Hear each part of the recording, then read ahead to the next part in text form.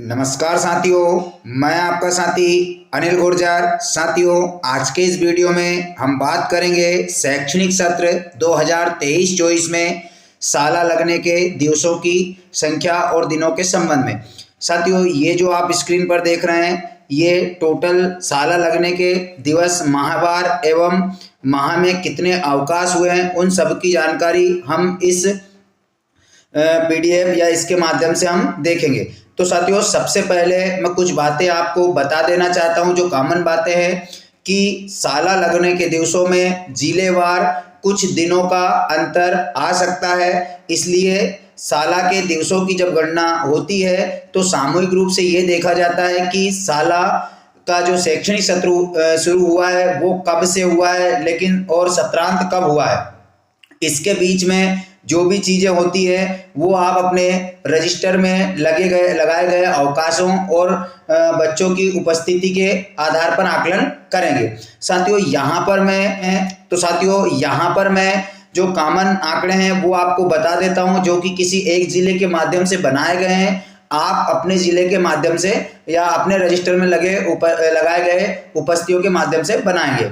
साथियों, सबसे पहले मैं बता दूं कि 17 अप्रैल से शैक्षणिक सत्र 2023-24 प्रारंभ हो चुका था। अब हम इसको थोड़ा जूम कर लेते हैं। तो 17 अप्रैल 2023 से शैक्षणिक सत्र हमारा प्रारंभ हो चुका था। कुछ शिक्षक साथी कहते हैं कि नहीं हुआ था, तो मैं बता दूं 17 अप्रैल से बच्चों ने प्रयास की बुकों पर कार्य किया था, हमने कराया था। ये अलग बात है कि अगर किसी जिले में अत्यधिक गर्मी या किसी अन्य कारण से अवकाश घोषित हुआ हो तो वो अपने स्थानीय जिले के आधार पर देख ले। नहीं तो राज्य शिक्षा केंद्र द्वारा 17 अप्रैल से नवीन शैक्षणिक सत्र शुरू कर दिया गया था। तो नवीन शैक्षणिक सत्र 17 अप्रैल से प्रारंभ हुआ था। तो कुल 30 अप्रैल तक 14 दिन बनते हैं, जिसमें से 11 दिन साला लगी थी और 3 दिन अवकाश रहते, जिसमें 2 रविवार है और एक ईद एवं परशुराम जयंती का अवकाश। तो इस प्रकार अप्रैल के 11 दिन प्राथमिक और माध्यमिक दोनों में गिने जाएंगे। दूसरा, अब हम जून माह की बात कर लेते हैं। तो जून माह में 20 जून से शालाएं पुनः प्रारंभ हो चुकी थी, लेकिन साथियों जून माह की शालाएं केवल माध्यमिक विभाग के लिए शुरू हुई थी। प्राथमिक विभाग जून में नहीं लगाए गए थे। तो 9 दिन माध्यमिक विभाग के लिए जून में भी गिने जाएंगे। 2 दिन अवकाश रहा था, जिसमें एक रविवार था और एक बकरीद थी का अवकाश था। तीसरा जो माह आता है जुलाई, जो कि जिसमें कि 25 दिन शालाएं लगी थी। तो साथियों 25 दिन में 5 रविवार थे, एक मुहर्रम का अवकाश था। 31 दिन कुल होते हैं, तो 6 अवकाश इसमें यहाँ पर हैं। उसके बाद हम बात करते हैं अगस्त माह की। तो अगस्त माह में कुल 24 दिवस मतलब कि साला लगी है, जिसमें छुट्टी के जो हमारे 7 दिन हैं, जिसमें 4 रविवार है, एक स्वतंत्रता दिवस है, रक्षाबंधन और भुजरिया। अब बात करते हैं हम स्वतंत्रता दिवस की। कुछ जिलों में या कुछ संस्थाएं स्वतंत्रता दिवस को उपस्थिति या साला लगने के दिवसों में गणना करती है। तो साथियों मैं आपको बता दूं, स्वतंत्रता दिवस जो है वो राष्ट्रीय अवकाश घोषित होता है। उसके बावजूद भी अगर आपके जिलों में स्वतंत्रता दिवस के दिनों की गणना की जाती है तो आप कर सकते हैं, लेकिन स्वतंत्रता दिवस का जो है राष्ट्रीय अवकाश रहता है। तो उस दिन जो है ना ही एमडीएम का जो हमारा मैसेज होता है, एमडीएम की उपस्थिति भी उस दिन नहीं लगती पोर्टल पे, इसलिए उसको अवकाश माना जाता है। अब बात करते हैं हम, इसके साथ ही एक रक्षाबंधन का अवकाश था और एक गुजरिया का। अब बात करते हैं हम सितंबर माह की। तो सितंबर माह में 23 दिन शालाएं लगी थी, 7 दिन इसमें भी अवकाश थे, जिसमें 4 रविवार, एक जन्माष्टमी, एक अतिवृष्टि। अब साथियों अतिवृष्टि की अगर बात करूं तो कुछ जिलों में जहां पर अत्यधिक वर्षा हुई है वहां पर 1 दिवस का अतिवृष्टि घोषित जिला कलेक्टर महोदय द्वारा किया गया था। अगर आपके जिलों में नहीं हुआ है तो आप अपना बच्चों का उपस्थिति रजिस्टर देखकर इनके दिनों की गणना करेंगे।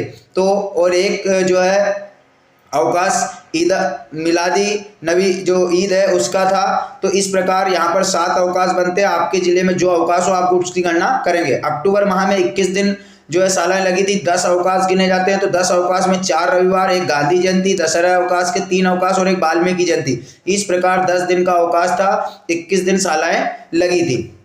नवंबर माह में 19 दिन शालाएं लगी थी, जिसमें 4 रविवार हैं, 5 दीपावली के अवकाश थे, गुरु नानक जयंती थी और एक मतदान का दिवस था, जो कि जहाँ जहाँ अलग अलग जिलों में अगर मतदान अलग अलग तारीखों में हुआ है तो वो अपने हिसाब से उसकी गणना करेंगे।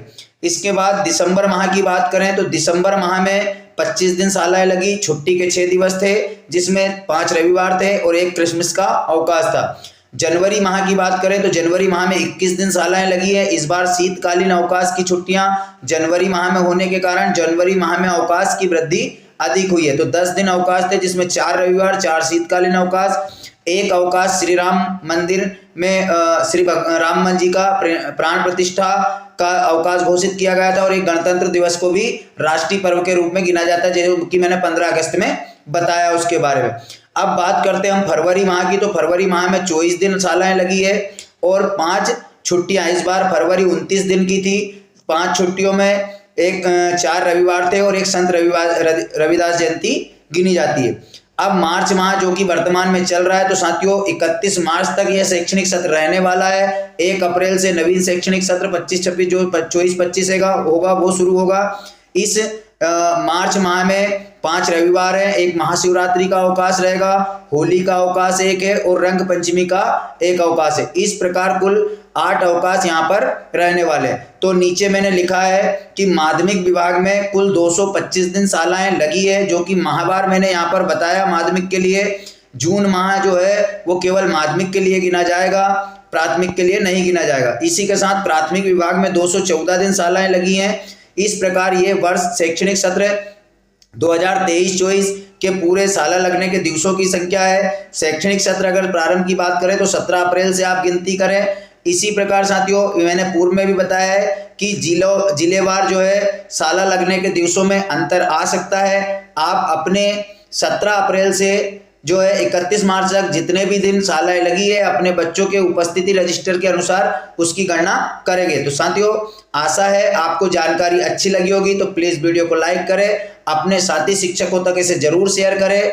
साथ ही साथियों जिन शिक्षक साथियों ने अभी तक मेरे चैनल को सब्सक्राइब नहीं किया, प्लीज निवेदन है चैनल सब्सक्राइब कर लीजिए ताकि इसी प्रकार की नई जानकारियों के वीडियो का नोटिफिकेशन आपको मिलता रहे। तो धन्यवाद साथियों, मिलते हैं इसी प्रकार की नई जानकारी के साथ अगले वीडियो में। तब तक के लिए